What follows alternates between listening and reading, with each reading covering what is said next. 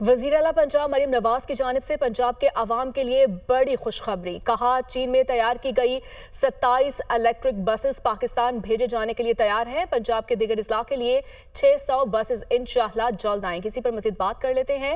Bureau chief Lahore Hasan Raza हमारे साथ मौजूद है। जी हसन, मजीद क्या तफसीलात हैं आपके पास?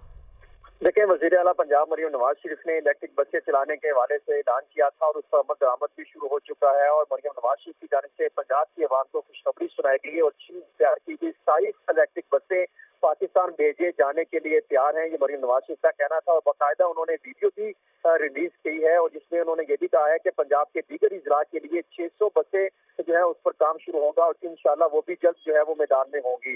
चंद रोज कबल वज़ीर आला पंजाब मरीम नवाज शरीफ ने बाकायदा इलेक्ट्रिक बसों के हवाले से तफसीली ब्रीफिंग दी थी और बाकायदा फजाई आलूदगी को कम करने के लिए पंजाब हुकूमत ने माहौल दोस्त ट्रांसपोर्ट की जानिब से बड़ा कदम उठाते हुए लाहौर के ग्रीन लाइन मेट्रो ट्रैक पर डीजल और पेट्रोल बसों को तब्दील करने का ये फैसला किया गया था। इलेक्ट्रिक बसें चलाने के लिए 5,52,50,00,000 लागत आएगी और इस हवाले से लाहौर के green line metro bus route पर इलेक्ट्रिक बसें चलाने के लिए वर्किंग का आगाज किया था और नए साल जी ठीक है, बसेस जल्द आएंगी। बहुत शुक्रिया हसन आपका।